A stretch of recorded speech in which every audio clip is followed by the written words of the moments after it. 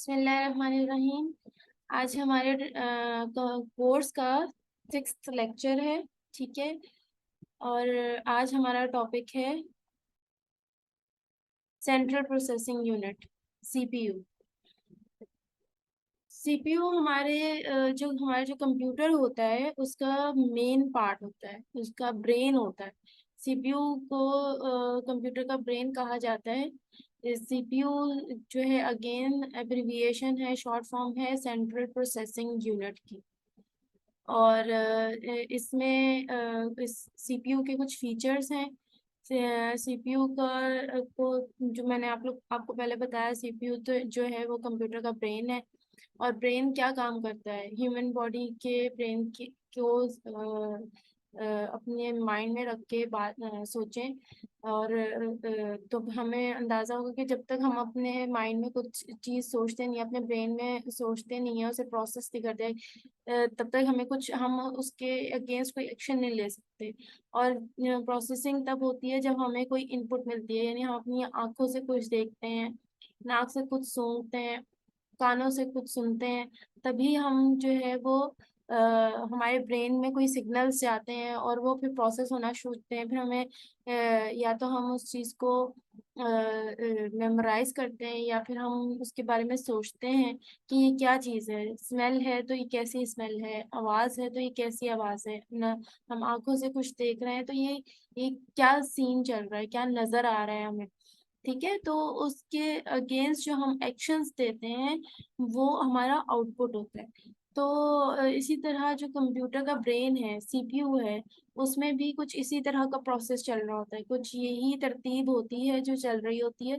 और जो सीपीयू है वो जो भी डेटा मिल रहा होता है कंप्यूटर को, उसके ऊपर जो है वो ऑपरेशंस अप्लाई करता है, प्रोसेसिंग करता है। और हर तरह का डाटा होता है वो पिक्टोरियल डाटा भी होता है, वो टेक्सचुअल डाटा भी होता है, वो ऑडियो डाटा भी होता है। अच्छा, जो सीपीयू होता है उसमें डाटा स्टोर भी हो रहा होता है। और उसमें हमें इंटरमीडिएट रिजल्ट्स मिल रहे होते हैं, फाइनल रिजल्ट्स नहीं। इंटरमीडिएट रिजल्ट्स मतलब कुछ डाटा प्रोसेस होता है, उसका कुछ रिजल्ट निकलता है, फिर वो स्टोर हो जाता है रिजल्ट। और फिर वो कहते हैं उस पर मजीद प्रोसेसिंग होती है। ठीक है। और इंस्ट्रक्शंस होती हैं, जो इंस्ट्रक्शंस भी सीपीयू में जाके सीपीयू को ही मिलती हैं और फिर उस पर मज़ीद काम होता है। अच्छा, और जो सीपीयू है वो कंप्यूटर के तमाम पार्ट्स को जो है ना ऑपरेट कर रहा होता है। हम इसी तरह होता है ना कि हम हमारा जब ब्रेन कुछ एक्शन लेने का सोचता है तो बेसिकली ब्रेन तो एक्शन नहीं ले रहा होता है ना, एक्शन तो हमारे हाथ ले रहे होते हैं, पाँव ले रहे होते हैं, हमारे होंठ ले रहे होते हैं। सोच हम ब्रेन में रहे होते हैं लेकिन बोलते हैं हम अपने मुंह से हैं। सोचते हैं हम अपने जहन से हैं लेकिन काम हम अपने हाथों से करते हैं। सोचते हैं हम अपने जहन में हैं, ब्रेन में हैं, लेकिन चलते हम अपने पैरों से हैं। इसी तरह ऑपरेशंस जो है वो प्रोसेस जो है कंप्यूटर के सीपीयू में होते हैं, लेकिन जो बाकी डिवाइसेस होती हैं जो कंप्यूटर के साथ अटैच और डिवाइसेस होती हैं, वो उन कहते हैं ऑपरेशंस को परफॉर्म कर रही होती हैं। कंट्रोलिंग प्रोसेसेस ऑपरेशंस की कंट्रोलिंग सीपीयू में हो रही होती है और उनकी एग्जीक्यूशन जो है वो बाकी डिवाइसेस के थ्रू हो रही होती है। अच्छा, अभी जो मैंने वर्ड बोला एग्जीक्यूशन, एग्जीक्यूशन या एग्जीक्यूट करना जो है जी, जो वर्ड है इसका मतलब होता है कि किसी काम को कर गुजरना या ये काम हो चुका। तो इसी तरह ये होता है ना कि हम मेरे सामने लैपटॉप है, मेरे सामने मोबाइल फोन है। तो मैंने सोचा अब मुझे मोबाइल फोन पर कॉल आना शुरू हुई, मेरे कानों ने कॉल की रिंगिंग को सुना। तो मेरे ब्रेन ने क्या मुझे सिग्नल दिया कि मैं ये कॉल आ रही है, और ये कॉल कहाँ से आ सकती है, लैपटॉप से नहीं आ रही है, मोबाइल से आ रही है। तो मैंने अपना हाथ बढ़ाया मोबाइल की तरफ। ऑपरेशन जो है वो कंट्रोल ब्रेन में हुआ, और कहते हैं प्रोसेसिंग ब्रेन में हुई। और जो कहते हैं ऑपरेशन था परफॉर्म कहाँ से हुआ, मेरे हाथों से हुआ। इसी तरह प्रोसेसिंग सारी जो है वो सीपीयू के अंदर होती है, और जो है एग्जीक्यूशन बाकी डिवाइसेस के थ्रू होती है। ऑपरेशंस बेसिकली प्रोसेस होते हैं सीपीयू के अंदर। ठीक है। सारे ऑपरेशंस कंट्रोल हो रहे होते हैं। अब हम नेक्स्ट, अच्छा ये जो पिक्चर आपको नजर आ रही है ये बेसिकली सीपीयू है। सीपीयू ये बस इतनी छोटी सी ही चिप होती है, ठीक है। पहले जो शुरू में कंप्यूटर्स बने थे उनके बहुत बड़े बड़े से यूनिट्स हुआ करते थे, लेकिन अब जो लैपटॉप्स कंप्यूटर्स आ रहे हैं उसमें बस ये एक चिप होती है, ठीक है। ये प्रोसेसर होता है हमारा, माइक्रो प्रोसेसर, जिसको सीपीयू कहा जाता है। अभी मैं आपको इसकी जो है एक और डायग्राम दिखाऊंगी जिससे आपको समझ में आएगा कि सीपीयू बेसिकली काम किस तरह करता है। आज का हमारा टॉपिक जो है वो सिर्फ सीपीयू है, सेंट्रल प्रोसेसिंग यूनिट है। और ये जो है चूंकि ये कंप्यूटर का ब्रेन है, तो इसको अच्छे से आप समझेंगे तो आपको आगे भी बहुत सारी चीजें कंप्यूटर में समझ आना शुरू हो जाएंगी कि कंप्यूटर बेसिकली काम कर किस तरह रहा होता है, या हमारी स्क्रीन पर जो कुछ नजर आ रहा होता है वो बेसिकली हो कैसे रहा है। अच्छा, अब जो है वो आपके सामने है एक डायग्राम।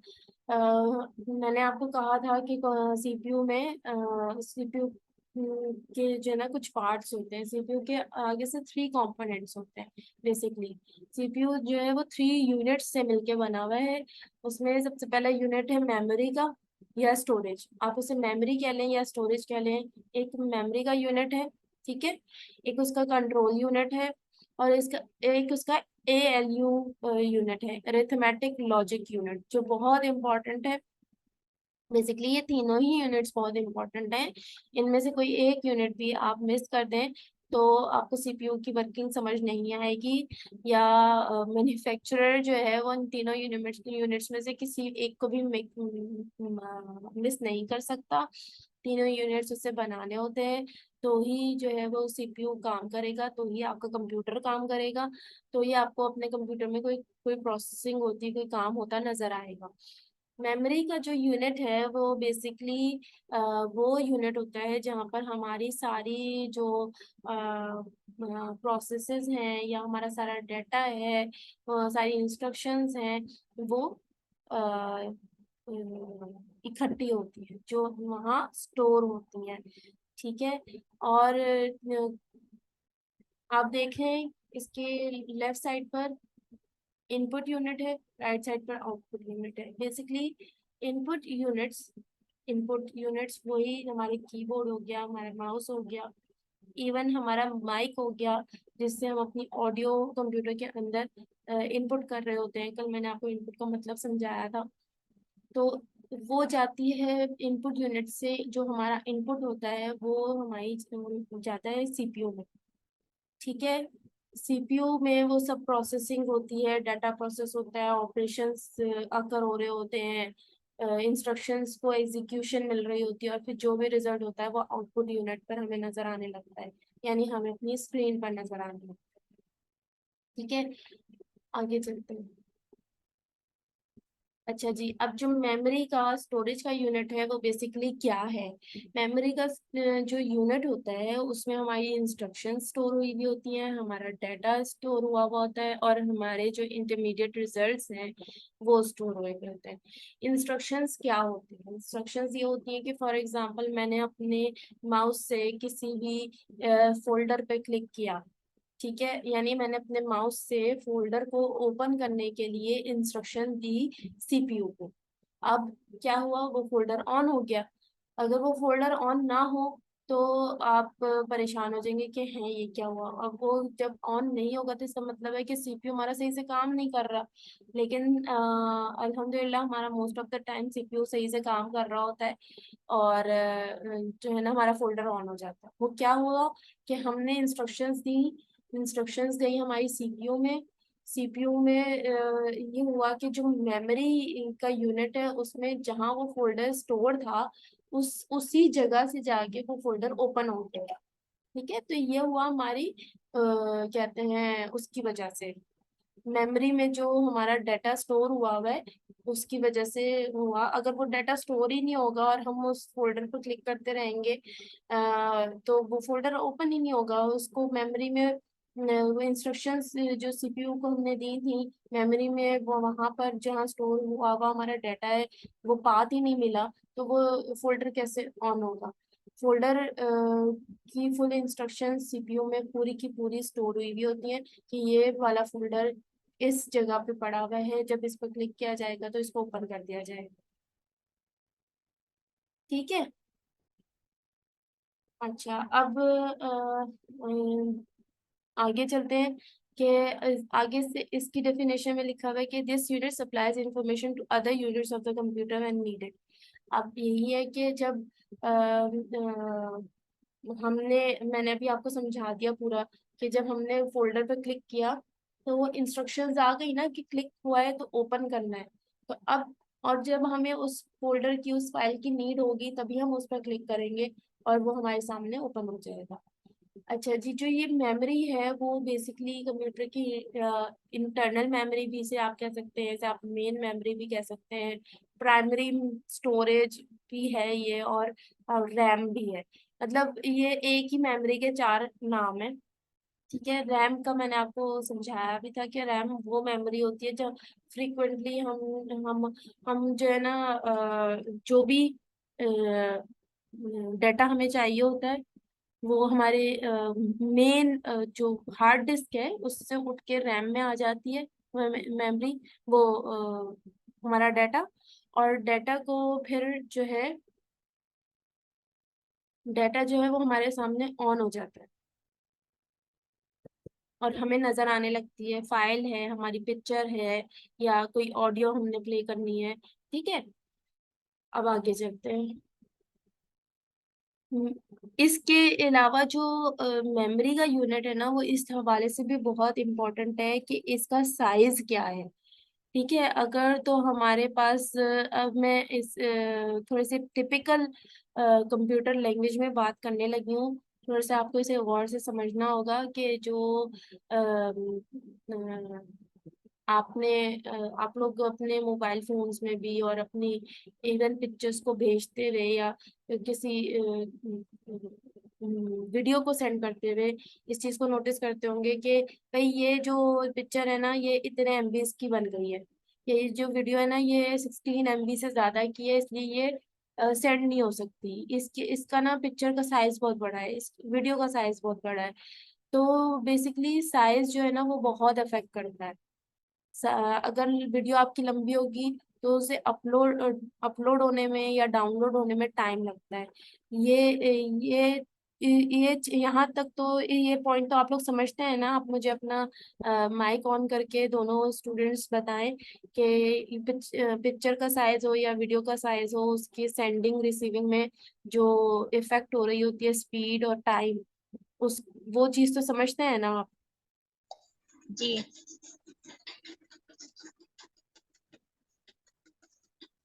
करिए, आपको ये इस चीज की मैं अंडरस्टैंडिंग है। नहीं, इसकी समझ नहीं आई, इसका सुना है लेकिन समझ नहीं आई सही से। देखो, अगर आप अपने व्हाट्सएप से किसी को कोई वीडियो भेज रहे होते हो और वो कोई लंबी सी वीडियो होती है, ज्यादा मिनट्स की होती है, तो उसका साइज भी बड़ा होता है।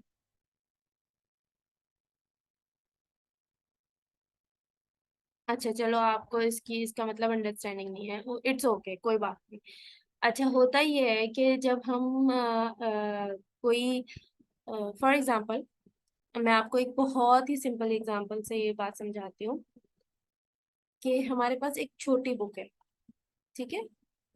जब हम उसे किसी जगह पे रखेंगे तो वो थोड़ी सी जगह लेगी। ठीक है। लेकिन अगर हमारे पास कोई बड़ा रजिस्टर है, जब हम उसको उसी छोटी जगह रखना चाहेंगे तो वो वहां पूरा नहीं आएगा, उसके लिए हमें बड़ी जगह चाहिए होगी। इसी तरह कंप्यूटर में भी जो है ना वो मेमोरी जो होती है, जो स्टोरेज यूनिट होता है, वहां पे जगह बनी हुई होती है। ठीक है। हर फाइल के लिए, हर डेटा के लिए जगह होती है। और कहते हैं आपको जो है फॉर एग्जांपल 2 MB की फाइल है तो स्टोरेज यूनिट में 2 MBs मिल जाते हैं उस फाइल के लिए। ठीक है। अगर 4 MB की है तो 4 MB मिल जाते हैं आपको स्टोरेज यूनिट में। अब अगर आपने उस फाइल को या उस पिक्चर को किसी को सेंड करना है तो उसका साइज जो है वो थोड़ा सा स्पीड पर इफेक्ट करता है। कोई फॉर एग्जांपल, अगर 20 मिनट्स की वीडियो आप सेंड करते हैं तो उसे सेंड करने में टाइम लगता है। अच्छा आप हाँ कल ही मुझे ये बताइए, आप गेम्स खेलते हैं? जी। आप गेम्स खेलते हैं कंप्यूटर पे? जी। कभी कोई गेम इंटरनेट से डाउनलोड की है, इंस्टॉल की है? जी है।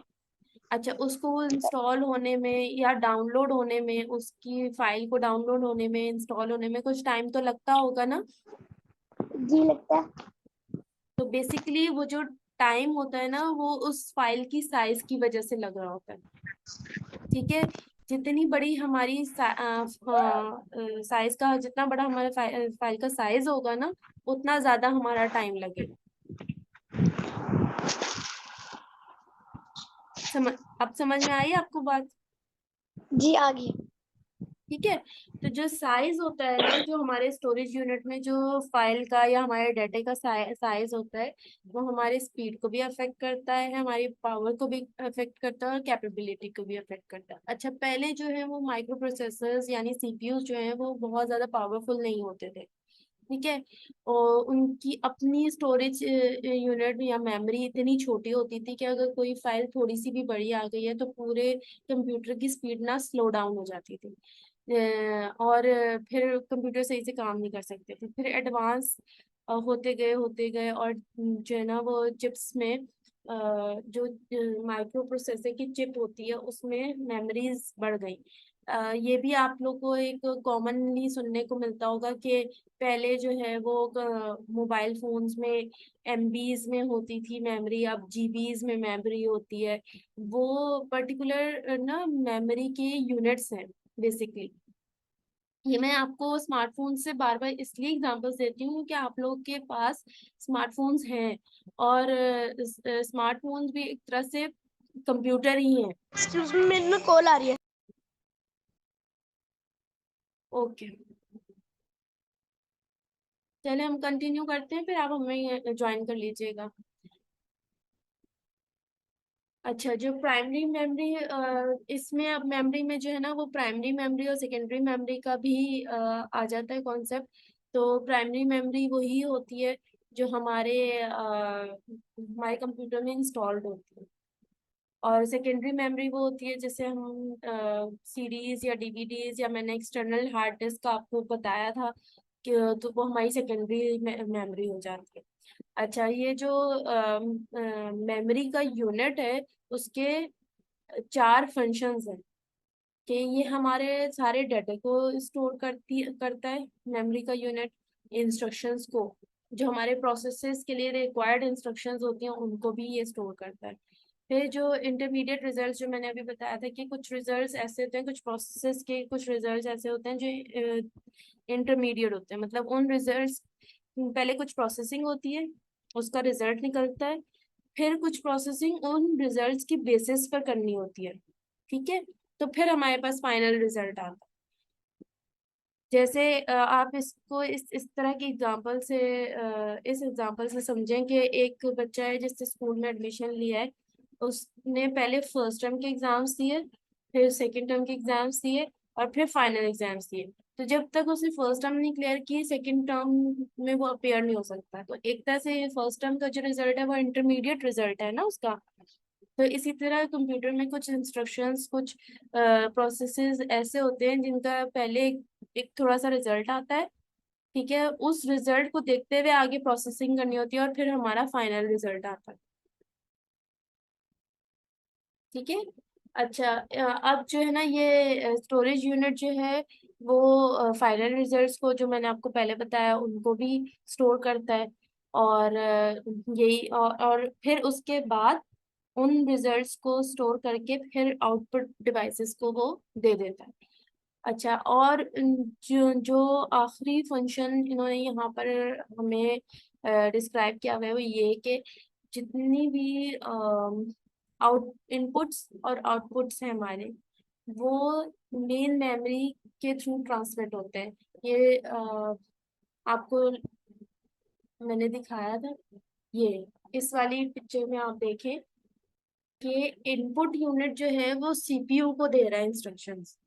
इनपुट यूनिट जो है वो डायरेक्ट आउटपुट को इंस्ट्रक्शंस नहीं दे सकता, मतलब इनपुट का का ये नहीं होता कि जी इनपुट किया और वो आउटपुट डिवाइस पर आने लगा, ऐसा नहीं होता। अच्छा, हमारे सामने प्रोसेसिंग इतनी जल्दी हो रही होती है कि हमें लगता है ऐसा ही है, देखने में लगता है ऐसा ही है कि मैंने यहाँ की प्रेस की, वहां मुझे सामने डॉक्यूमेंट पर ई या एफ नजर आना शुरू हो गया।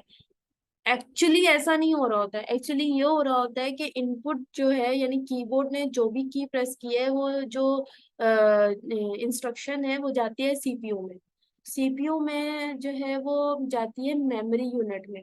मेमोरी यूनिट जो है उसे एक जगह बताता है कि भाई इस ये डॉक्यूमेंट खुला हुआ है, इस डॉक्यूमेंट में जाके इस जगह पर तुमने ये वाली जो की प्रेस हुई है उसका सिग्नल ये आया है, और इस सिग्नल का आंसर जो है ई बनता है, वो तुमने इसको लिखा हुआ दिखाना है। ठीक है, तो वो जब लिखा हुआ नजर आता है तो जब वो चीज हो जाती है, वो प्रोसेस एग्जीक्यूट हो जाता है, तो फिर वो आउटपुट यूनिट को दिया जाता है, और जब वो आउटपुट यूनिट के पास पहुंचता है तो हमें स्क्रीन पर नजर आना शुरू होता है। तो अंदर जो है ना, ये इतनी लंबी सारी, ये सब कुछ इतना लंबा प्रोसेस चल रहा होता है, लेकिन वो चलता इतनी तेजी से है कि हमें ऐसा लगता है ये हमने की प्रेस किया और वो हमें नजर आया। ठीक है, लेकिन बेसिकली ये इतना लंबा प्रोसेस हो रहा होता है। अच्छा, ये मेमोरी और स्टोरेज यूनिट की आप लोग को समझ आ गई? दोनों स्टूडेंट्स मुझे बताएं। जी आ गई। चलें, वेरी गुड।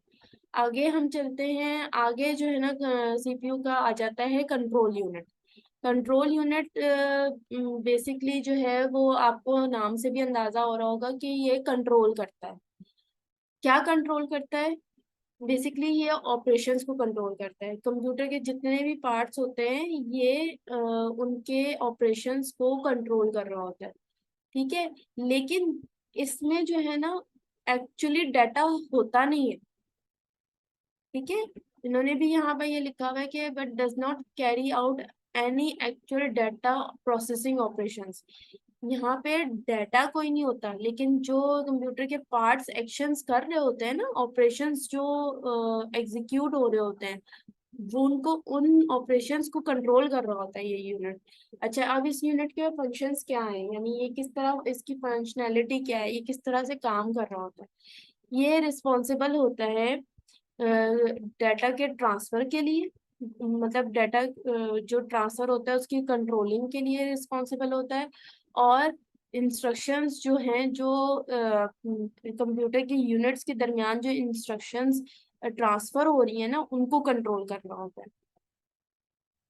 अब मैं आपको एक चीज इस तरह से समझाती हूँ कि जैसे फॉर एग्जांपल हमने अपना कंप्यूटर ऑन किया, और उसके बाद हमारा दिल किया कि आज हम जो है ना अपनी फैमिली की पिक्चर्स देखते हैं। तो जब कंप्यूटर ऑन हुआ, स्टार्ट हुआ, चलिए वहां तक अभी मैं उसके इंटरनल क्या ऑपरेशंस और क्या इंस्ट्रक्शंस चल रही हैं वो मैं आपसे अभी डिस्कस नहीं कर रही, वो आपके लिए बहुत हैवी हो जाएगा। आपने माई पीसी ऑन किया। ठीक है, माई पीसी या दिस पीसी वाला जो आइकन होता है उसको क्लिक किया। उसके बाद आपने वो जो मैंने हार्ड डिस्क अपना दिखाया था कि उसमें पार्टीशन थी, लोकल डिस्क ई थी, लोकल डिस्क डी थी। आपने कोई एक डिस्क खोली, उसके अंदर आपको फोल्डर्स बने हुए नजर आए, उसके अंदर पिक्चर्स पड़ी हुई हैं, आपने पिक्चर पर क्लिक किया, अब वो पिक्चर जो खुली है, अब ये सब कुछ जो हुआ है ना, आपने पीसी माई पीसी ऑन किया, उसके अंदर डिस्क में गए, उसके अंदर आप फोल्डर में गए, उसके अंदर आपने पिक्चर को क्लिक किया, ये सब कुछ प्रोसेस जो हो रहा था ना, इस इन ऑपरेशंस को कंट्रोल जो कर रहा था ना, वो कंट्रोल यूनिट कर रहा था। वो बता रहा था कि तुमने ये क्लिक हुआ है ना, तो अब तुमने इस मेमोरी में जाना है। ठीक है, फिर मेमोरी जो है वो निकाल कर दे रही है वो पिक्चर। फिर वो कंट्रोल यूनिट नहीं निकाल के दे रहा है। कंट्रोल यूनिट के पास मैंने ऊपर आपको यही पढ़ाया है कि कंट्रोल यूनिट के पास किसी किस्म का डाटा नहीं है, लेकिन वो जो है ना ऑपरेशंस को कंट्रोल कर रहा है। वो कहते हैं, मेमोरी को बता रहा है कि तुम अब ये वाली इंस्ट्रक्शन आई है, तो अब तुमने ये खोल कर अपने पास से ये खोल के दो डाटा। ठीक है, और इसी तरह जो कंप्यूटर के यूनिट्स हैं उनके दरमियान में भी इंस्ट्रक्शंस को कंट्रोल कर रहा है। अब हमने अगर माउस से क्लिक किया है तो हमें जो है वो पिक्चर माउस के ऊपर नहीं नजर आ रही है, पिक्चर हमें नजर आएगी मॉनिटर के ऊपर। तो वो मॉनिटर को इंस्ट्रक्शंस दे रहा है कि तुम ये पिक्चर क्लिक हुई है माउस की तरफ से, माउस का क्लिक आया है, तो तुम, और इस पिक्चर पे क्लिक हुआ है जो कि मेमोरी में पड़ी हुई है, तो तुम अपने स्क्रीन पे शो करो इसको। ठीक है। तो वो जो कंप्यूटर की यूनिट्स हैं उनको भी कंट्रोल कर रहा है, और जो ऑपरेशंस परफॉर्म होने के लिए आ रहे हैं उनको भी कंट्रोल कर रहा है। एक्चुअली डाटा नहीं है कंट्रोल यूनिट के पास। ठीक है। अच्छा, और जो सेकंड पॉइंट है हमारा वो ये है कि ये मैनेज भी करता है और कोऑर्डिनेट भी करता है all the units of the computer. यानी कोऑर्डिनेशन तो मैंने आपको बता दी ना, कि माउस और मॉनिटर के दरमियान में उसने कोऑर्डिनेशन दे दी कि भाई माउस की तरफ से क्लिक आया तो जो मॉनिटर है, जो कि हमारी डिस्प्ले स्क्रीन है, वो उसको डिस्प्ले करके दिखाए। कंट्रोल यूनिट मॉनिटर को बताता है कि तुमने अब ये पिक्चर दिखानी है जब क्लिक हुआ है तो। और इसी तरह मैनेज कर रहा है वो, कि मैनेज का मतलब ये होता है कि जैसे क्लिक हुआ है उस वक्त वो खुल जाए पिक्चर। ये ना हो कि वो क्लिक हो रहा है और उसके बाद जो है तीन बीच में इंस्ट्रक्शंस जो है और आगे मैंने क्या अपना इंटरनेट एक्सप्लोरर खोल दिया, और मैंने अपना जो है वो जो आपको पता ही होगा लैपटॉप में भी एक कैलकुलेटर होता है, कैलकुलेटर खोल दिया। नहीं, वो पहले जो है वो पिक्चर को ही ओपन करके दिखाएगा, क्योंकि पहले इंस्ट्रक्शन वो आई थी। फिर उसके बाद वो इंटरनेट एक्सप्लोरर खोलेगा, फिर उसके बाद वो कैलकुलेटर खोलेगा। ठीक है। तो ये मैनेज कर रहा है वो इंस्ट्रक्शंस को, ऑपरेशंस। अच्छा जी, उसके बाद जो थर्ड पॉइंट है वो हमारे पास है कि ऑब्टेन करता है इंस्ट्रक्शंस फ्रॉम द मेमोरी।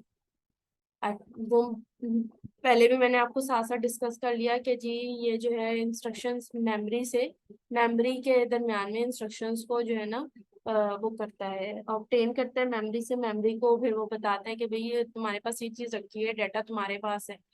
वो इंटरप्रेट करता है और directs the operations of the computer, computer की इंस्ट्रक्शंस को डायरेक्शंस देता है। अच्छा, इनपुट आउटपुट डिवाइसेस के दरमियान में कम्युनिकेशन होती है। कंट्रोल यूनिट जो है इनपुट आउटपुट डिवाइसेस में जो है वो कम्युनिकेशन का डिवाइस होता है। ट्रांसफर डाटा नहीं है लेकिन, और रिजल्ट भी इसके पास नहीं होता। कंट्रोल यूनिट के पास रिजल्ट भी नहीं आ रहा होता। रिजल्ट भी जो है वो मेमोरी में ही जा रहा होता है, लेकिन कंट्रोल यूनिट मेमोरी को बताता है कि अब ये रिजल्ट आ गया है तो इसको आउटपुट डिवाइस को दे दो, और आउटपुट डिवाइस जो है वो शो कर देगी आपका रिजल्ट। और जो पूरे पॉइंट्स में मैं आपको साथ साथ बताती रही हूँ कि ये बेसिकली डाटा को प्रोसेस भी नहीं करता। स्टोर तो इस होता ही नहीं है डाटा, लेकिन ये डाटा को बेसिकली प्रोसेस भी नहीं कर रहा होता है। और प्रोसेस जो है वो आपका एक और यूनिट है जो हम आगे पढ़ेंगे, वो कर रहा होता है। और मेमोरी जो है वो मेमोरी में से डाटा आपका निकल निकल के आ रहा होता है। अब पीछे एक दफा फिर हम इस वाली डिवाइस डायग्राम के ऊपर जाते हैं। तो देखिए कंट्रोल यूनिट जो है वो यहाँ पे जो ये एक एरो इस तरफ जा रहा है, एक एरो इस तरफ जा रहा है, एक एरो इस तरफ जा रहा है, ये बता रहा है कि यहाँ से इंस्ट्रक्शंस जो कंट्रोलिंग है ना, इंस्ट्रक्शंस के लिए, ऑपरेशंस को कंट्रोल करने के लिए सिग्नल्स आ और जा रहे हैं। ठीक है। ये जो सीपीयू होता है ना, बेसिकली जो हमारा माइक्रो प्रोसेसर होता है, ये जो ये जो है ये आपको यहाँ पे पिक्चर नजर आ रही होगी, इसके अंदर होते हैं बहुत छोटे छोटे से सर्किट्स बने हुए होते हैं, बहुत बारीक बारीक से। कभी आपको मौका मिले तो आप इसको लेके देखिएगा। इसमें बहुत बारीक बारीक से सर्किट्स बने हुए होते हैं। अच्छा, मैं जो नेक्स्ट मीटिंग स्टार्ट करने लगी हूँ, क्योंकि इस मीटिंग का टाइम हमारा खत्म हो गया। आप दोनों ने कहीं नहीं जाना। ओके।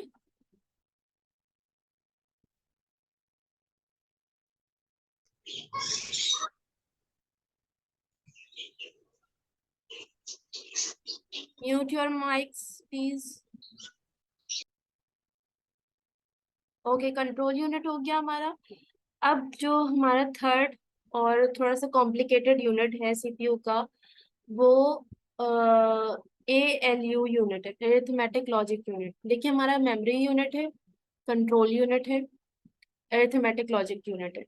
मेमोरी यूनिट में हमारा सारा डाटा मेमोराइज्ड होता है, स्टोर्ड होता है। ठीक है। कंट्रोल यूनिट से सब ऑपरेशंस कंट्रोल हो रहे होते हैं, लेकिन ऑपरेशंस परफॉर्म कहाँ हो रहे होते हैं?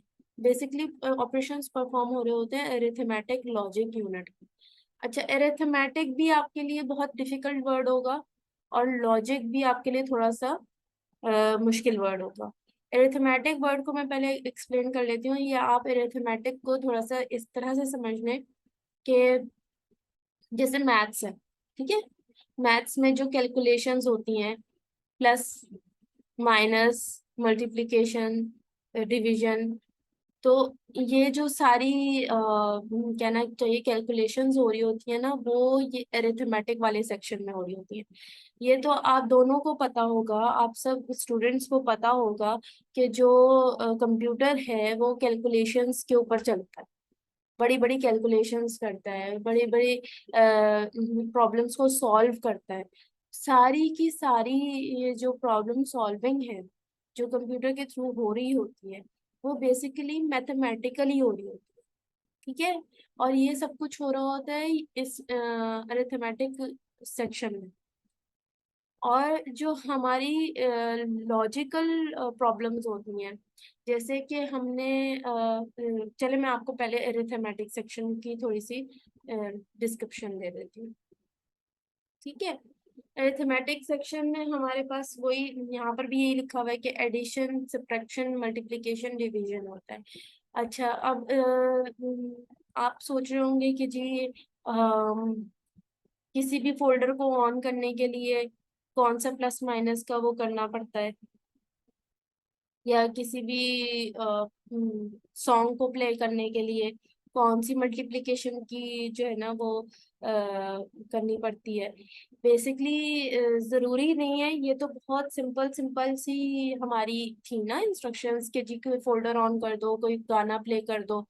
जो हमारे कंप्यूटर्स होते हैं जिनमें बहुत सारे फार्मूलाज जो हैं वो साइंटिस्ट बना रहे होते हैं, या हमारी बहुत सारी और कैलकुलेशंस होती हैं कंप्यूटर्स के थ्रू, या जो इन्वेंशंस होती हैं उनमें जो मैथमेटिकल प्रॉब्लम्स होती हैं, वो सारी की सारी जो है हमारी यहाँ पे कैलकुलेट हो रही होती हैं, ठीक है।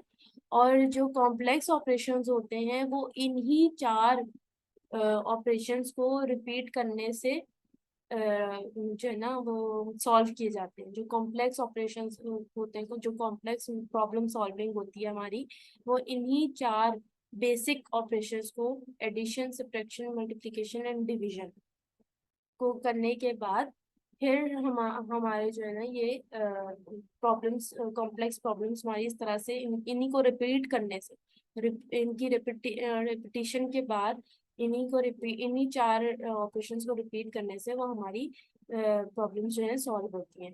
अभी ये थोड़ा सा ये आपका चूंकि एडवांस या कहना चाहिए कि बहुत हाई फाई कोर्स नहीं है, इसलिए अभी आपको अरिथमेटिक सेक्शन को बस इतना ही समझ लेना काफी है कि ये यहाँ पर हमारी जितनी भी मैथमेटिकल प्रॉब्लम सॉल्विंग है वो सारी इस सेक्शन में हो रही होती है। इसका ताल्लुक आपकी मेमोरी से भी होता है, क्योंकि कंप्यूटर की मेमोरी से होता है, क्योंकि जब तक हम कंप्यूटर की मेमोरी में कुछ इस तरह से होते हैं, पार्टीशंस बनी हुई होती हैं, उन्हें नंबरिंग दी हुई होती है कि नंबर 1 पे ये चीज रखी हुई है, नंबर 2 पे ये चीज रखी हुई है, ठीक है। तो वो सब उन नंबर्स पे जाके भी ये अरिथमेटिक सेक्शन का यूज वहां पर भी होता है कि हम मेमोरी में अरिथमेटिक सेक्शन में कैलकुलेट करते हैं कि अच्छा ये वाली कैलकुलेशन बनी है तो इस मेमोरी पर ये वाली चीज रखी हुई होगी, ठीक है। और जो लॉजिक सेक्शन होता है उसमें फंक्शंस, लॉजिक ऑपरेशंस जो है, लॉजिकल ऑपरेशंस परफॉर्म हो रहे होते हैं। और लॉजिकल ऑपरेशंस कौन से होते हैं? कंपैरिजन है, जैसे दो चीजों का कंपैरिजन है कि ये इसको इसको मैं जो है ना वो बहुत आसानी से आपको समझा सकती हूँ कि वो ये है कि जब हमने डेस्कटॉप आइकन्स को सॉर्ट किया था, तो हमने किस तरह, कितनी तरह की सॉर्टिंग थी हमारी, हमारी जो थी वो हमारी तीन चार तरह की सॉर्टिंग थी, है। अब बाय नेम थी, बाय साइज थी, बाय आइटम टाइप थी, डेट मॉडिफिकेशन थी। अब इसमें से जो भी हम ऑपरेशन परफॉर्म करेंगे वो तो सीपीयू में जाकर कैलकुलेशन तो करेगा ना। वो कैलकुलेशन जो है वो अरिथमेटिक टाइप की है या वो लॉजिकल टाइप की है। तो अब ये लॉजिकल बन गई थी, कंपैरिजन हो रहा था कि किसका साइज बड़ा है, किसका साइज बड़ा नहीं है। फिर हमने सेलेक्टिंग का जो ऑपरेशन होता है कि हमने क्या चीज सेलेक्ट करनी है। सेलेक्ट तो मतलब हम हमारा माउस पॉइंटर जाता है और जब उस पर क्लिक करता है इसका मतलब हमने सिलेक्शन कर ली है। मैचिंग है। इसके अलावा मर्जिंग का लॉजिकल जो ऑपरेशन होता है वो, कि बाज़ दफ़ा हम दो फाइल्स बना लेते हैं और फिर हम जो है वो दो अलग अलग जगह पे फाइल्स बना लेते हैं और फिर हम एक फोल्डर बनाते हैं। फिर ये होता है कि वही फाइल जो है ऑलरेडी उस फोल्डर में होती है, लेकिन हम जो है ना समझ रहे होते हैं वो फाइल नहीं है, तो एक जगह से उठाकर जब हम उस फोल्डर में फाइल को पेस्ट करने लगते हैं तो वो हमसे पूछता है कि इसको हम रिप्लेस कर दें, मर्ज कर दें, क्या करें। तो बेसिकली वो इसी सेक्शन में जाके ऑपरेशन परफॉर्म हो रहा होता है। वरना तो अगर ये वाला सेक्शन ही ना होता सीपीयू में, तो वो पता नहीं कितनी एक ही तरह की फाइल की कितनी कॉपीज बना के डाल देता और ना मर्ज करता, और फिर हमारे पास ढेरों ढेर डाटा हो जाता और हमें समझ ही ना आता कि हम इसको अपने डाटा को मैनेज किस तरह करें। आगे चल के हमारे कोर्स में एक टॉपिक आएगा कि हमने अपने डाटा को मैनेज कैसे करना है। तो बेसिकली जो सीपीयू है, सीपीयू पढ़ाने का आपको मकसद ही ये था कि आगे जो कंप्यूटर में ऑपरेशंस परफॉर्म होंगे या कंप्यूटर जो ऑपरेशंस परफॉर्म कर रहा होता है, जो भी जितने भी काम कर रहा होता है वो बेसिकली किस तरह कर रहा होता है। तो पहले हार्डवेयर डिवाइसेस और फिर उसके बाद सीपीयू को पढ़ाने का मकसद यही था कि आप लोग को अच्छे से समझ आ सके कि आइंदा आने वाले जो हमारे टॉपिक्स हैं उसमें कंप्यूटर में काम हो किस तरह रहा है। अभी भी मैंने आपको बहुत बहुत बिगिनर लेवल का सीपीयू पढ़ाया है, मैंने आपको बिल्कुल डिटेल्स नहीं पढ़ाई। लेकिन अगर फिर भी आपको कुछ इसमें से समझ नहीं आया तो प्लीज़ प्लीज़ प्लीज़ मुझे बताइएगा, क्योंकि अगर आपको ये चीज़ समझ नहीं आई कि सीपीयू किस तरह से वर्किंग करता है तो आपके लिए जो है ना वो थोड़ा मुश्किल हो जाएगा कंप्यूटर में चीज़ों को समझना कि ये हो क्या रहा है। या आप क्लिक कर रहे हैं तो ये ऑपरेशन क्यों नहीं परफॉर्म हो रहा, या आपने क्लिक कुछ और किया और खुल कुछ और गया। तो ये सब कुछ समझना, और स्पेशली जो एक ट्रबल शूटिंग वाला टॉपिक है जो कि थोड़ा लास्ट में आएगा, हमारे हमारे कोर्स के लास्ट में मैं आपको करवाऊंगी। तो वो जो है ना वो बहुत मुश्किल वो थोड़ा सा जो है ना जो बिगिनर लेवल पर होते हैं उनको अक्सर नहीं पता चलता। ऐसे लोगों को जिन्होंने कंप्यूटर पहले यूज नहीं किया होता उनके लिए थोड़ा मुश्किल हो जाता है अगर तो कंप्यूटर में कोई प्रॉब्लम आना शुरू हो जाती है। तो जब तक आप सीपीयू की वर्किंग को नहीं समझेंगे तो आपको समझ नहीं आएगा कि आपके कंप्यूटर में हो क्या रहा है। ठीक है। तो ये सीपीयू को जो है वो अच्छे से समझ जाएं, और इसमें कोई भी मसला हो तो मुझसे दोबारा पूछें। और कहीं से भी समझ ना आ रहा हो आप क्लास के बाद भी मुझसे पूछ सकते हैं, क्लास में भी मुझसे पूछ सकते हैं। अगर आपको कुछ समझ नहीं आया तो अभी मुझसे आप पूछ सकते हैं।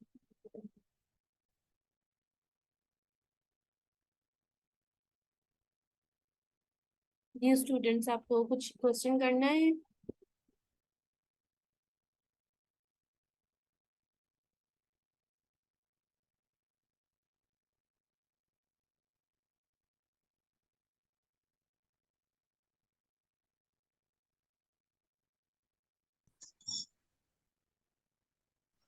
ओके, ये था आज का हमारा लेक्चर नंबर 6। तो होपफुली आप लोग को समझ आ गया होगा। अल्लाह हाफिज।